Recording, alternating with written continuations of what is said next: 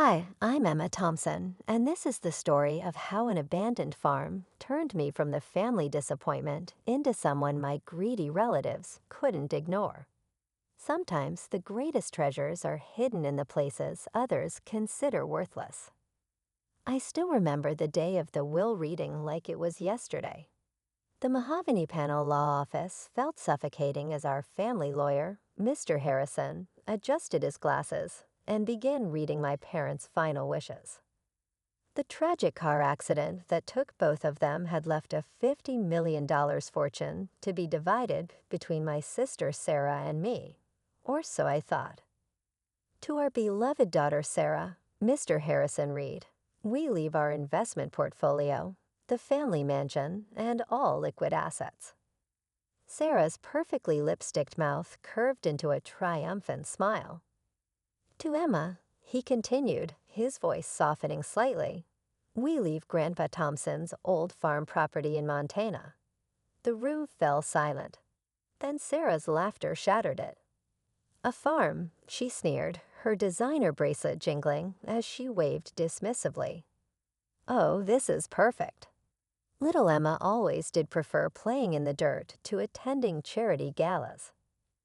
I sat there stunned. The 200-acre farm had been abandoned for 20 years, ever since Grandpa passed away. Dad had always called it worthless, refusing to even visit it. Now it was my only inheritance. "There must be some mistake," my Aunt Patricia interjected, her face pinched with concern. That wasn't for me. Richard and Margaret would never leave their daughter with just dirt. Mr. Harrison shook his head. "The will is quite clear. The farm, including all structures and contents, belongs to Emma." Sarah stood up, smoothing her Chanel dress. "Well, sis, enjoy your barns and chickens. I've got a portfolio to manage." She paused at the door, her smile cruel. "Don't worry.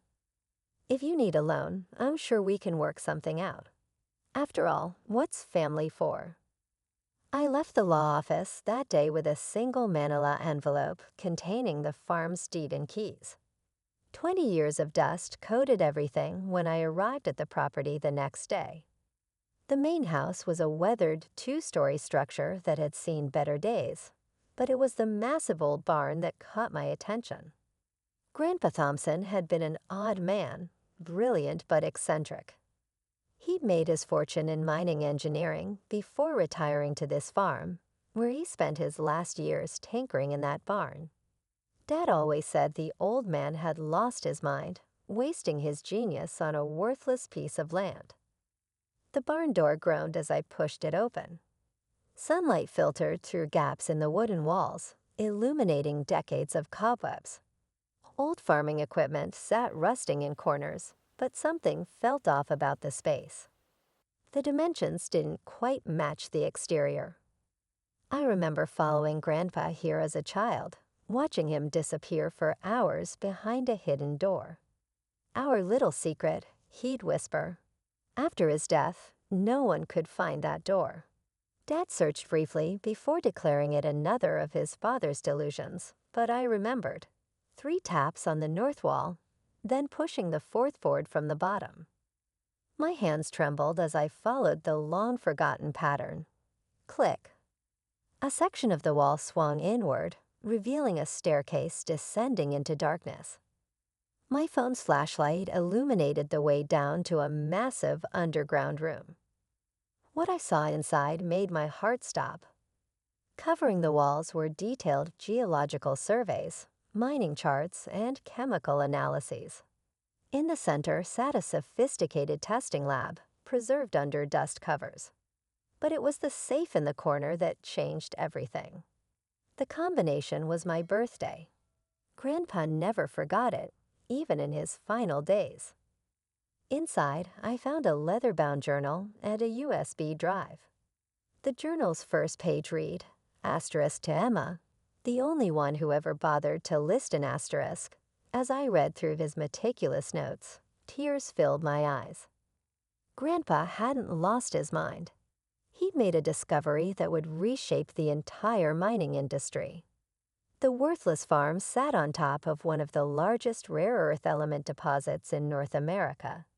He had developed a revolutionary extraction process that was both efficient and environmentally friendly. The USB drive contained detailed patents already filed, but never activated.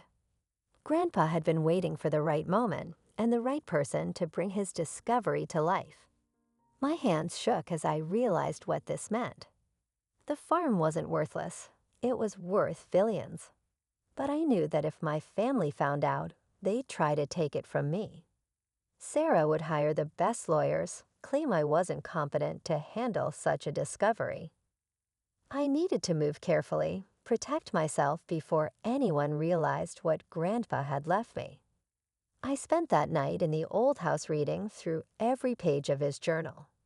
In the morning, I made 3 calls to a patent lawyer, a mining engineer, and an investment banker I befriended during my own quiet years working in finance, a career my family had dismissed as moist.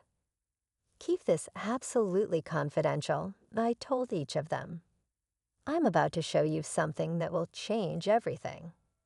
Over the next 6 months, I worked in secret while Sarah posted photos of her luxury vacations and charity galas.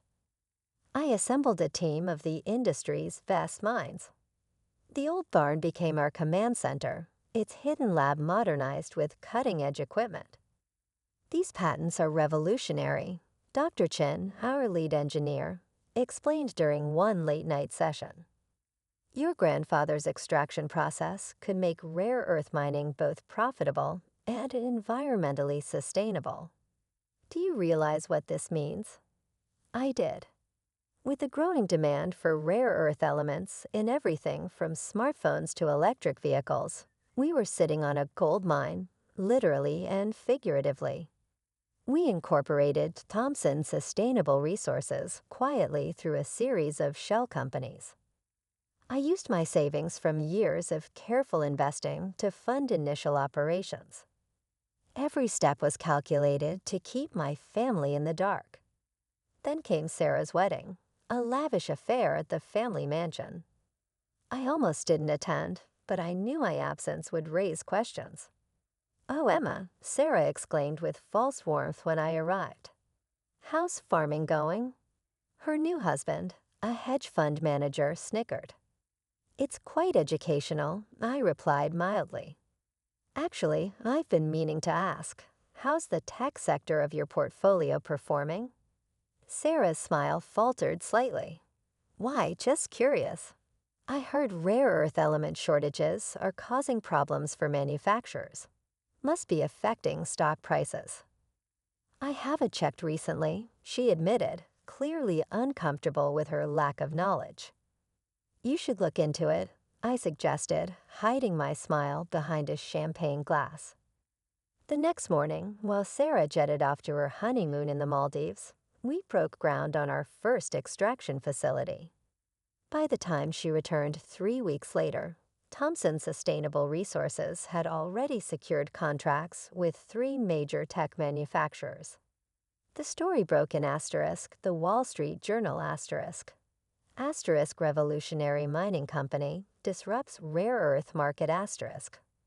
My phone exploded with calls from family members as our company's value soared past $1 billion on its first public trading day. "Emma," Sarah's voice was shrill when she finally reached me. "Why didn't you tell us?"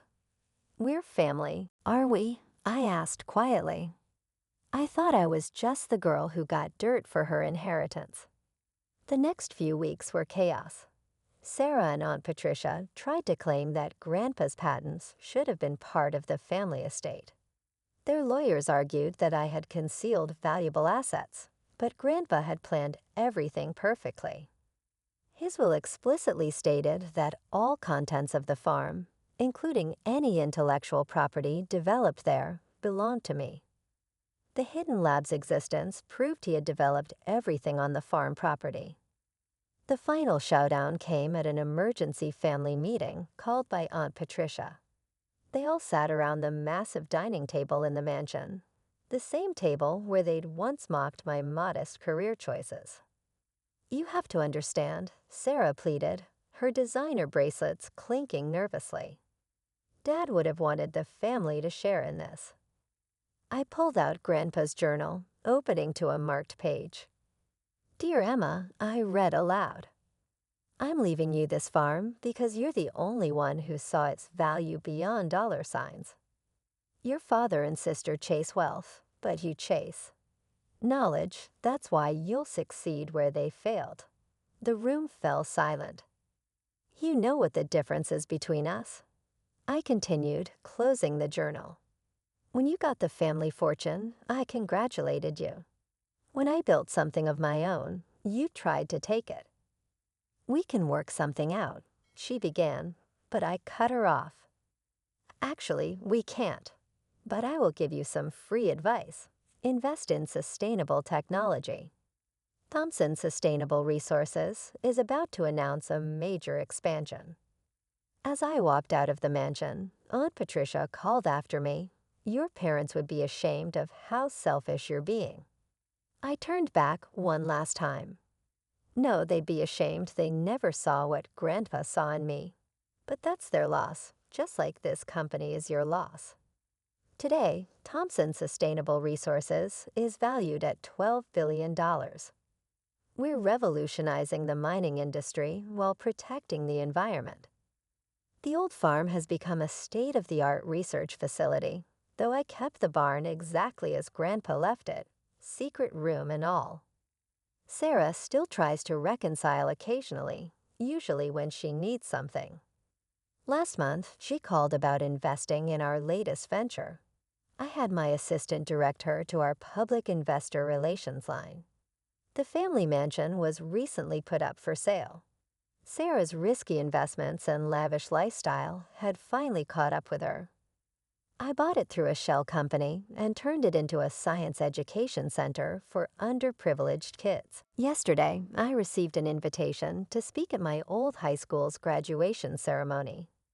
The topic, asterisk finding value in unexpected places asterisk, I accepted immediately, already planning my speech. After all, sometimes the greatest fortune isn't what you're given, but what you discover when everyone else has stopped looking. As for the old farm, I still live in Grandpa's house, though I've renovated it thoughtfully. Every morning, I walk to the barn and tap that secret panel, remembering the man who saw past appearances to true value, both in the land and in me.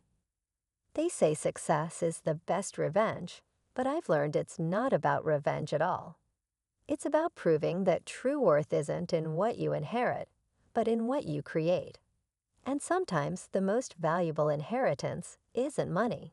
It's the wisdom to see what others miss.